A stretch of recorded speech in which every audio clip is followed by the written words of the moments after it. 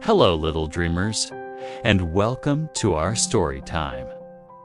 Snuggle up tight, get cozy in your beds, and let's get ready for a wonderful adventure. Tonight, our story is about two best friends, Lily and Oliver, and a very special, very squeaky, yellow duck. Once upon a time, in a cozy little house with a bright red door, lived a girl named Lily and a boy named Oliver. Lily had hair the color of sunshine and a laugh that sounded like tiny bells. Oliver had curious brown eyes and a love for exploring.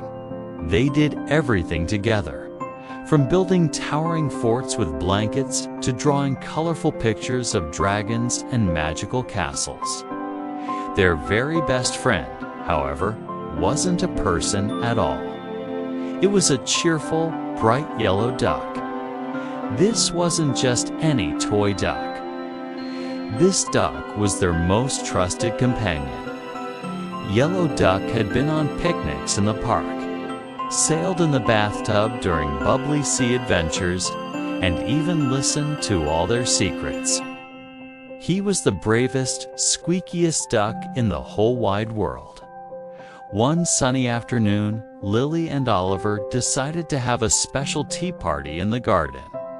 Yellow Duck should be our guest of honor, Lily declared, clapping her hands. Oliver agreed. Of course, he loves tea parties. They gathered their little blue teapot, 2 tiny cups, and some delicious cookies shaped like stars. They set everything up on a small blanket under the big, shady oak tree. The garden was buzzing with happy bees and colorful butterflies. It was the perfect day for a party. They searched the playroom for their guest of honor.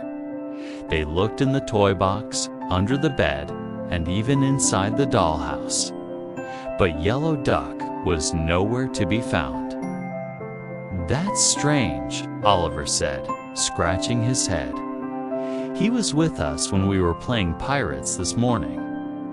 Lily's bright smile started to fade. Where could he be?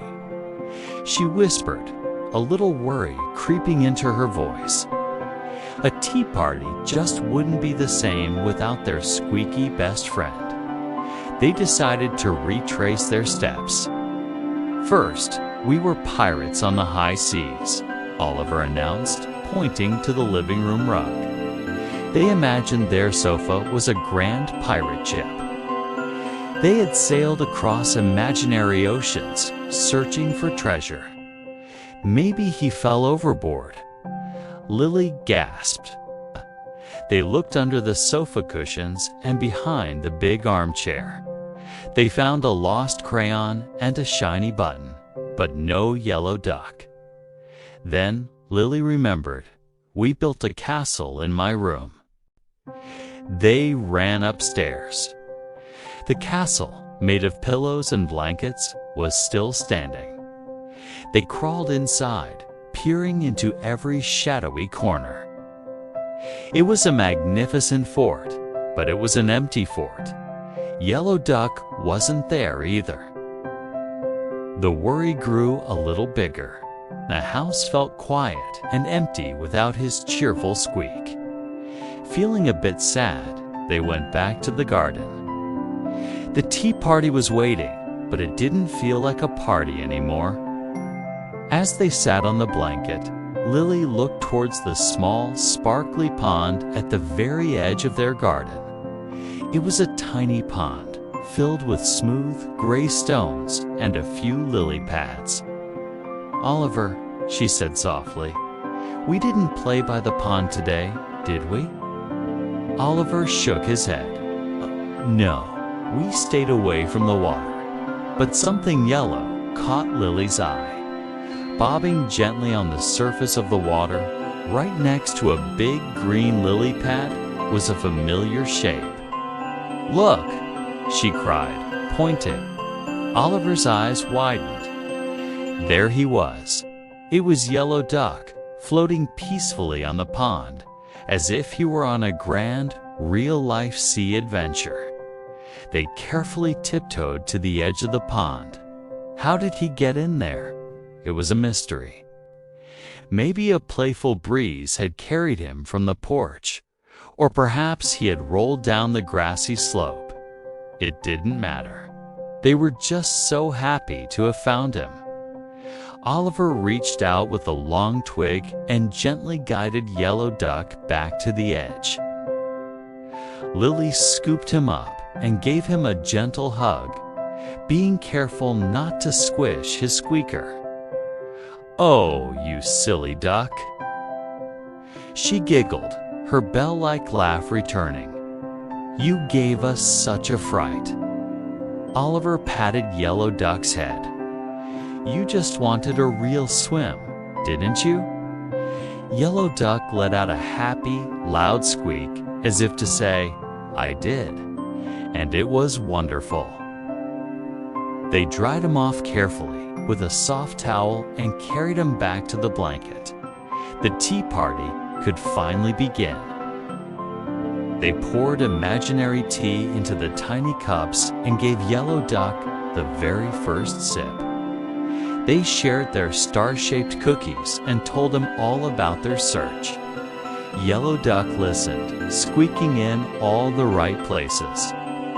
The sun began to set, painting the sky in beautiful colors of orange, pink, and purple. As twilight settled over the garden, they packed up their tea party. Holding Yellow Duck tightly, they went back inside the cozy house with the red door. It was time to get ready for bed. They changed into their pajamas, brushed their teeth, and climbed into their beds. Lilly placed Yellow Duck on the pillow between her and Oliver, right where he belonged. "Good night, Oliver," Lilly whispered in the soft light of the moon coming through the window. "Good night, Lilly," Oliver whispered back. "Good night, Yellow Duck," they said together. They heard a soft, gentle squeak from the pillow. It was Yellow Duck's way of saying good night, too. He was safe and sound, right there with his two best friends.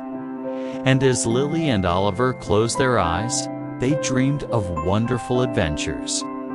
They dreamed of sailing on big, sparkly ponds, having tea parties with friendly butterflies, and exploring magical castles, and in every single dream, they're brave, squeaky. Yellow Duck was right there by their side. Now it's time for you to have your own wonderful dreams. Close your eyes, little one, and imagine your own happy adventures. The world is quiet, and you are safe and sound in your bed. Sweet dreams and sleep tight. Thank you for joining our story time. Don't forget to come back for another adventure soon. Good night.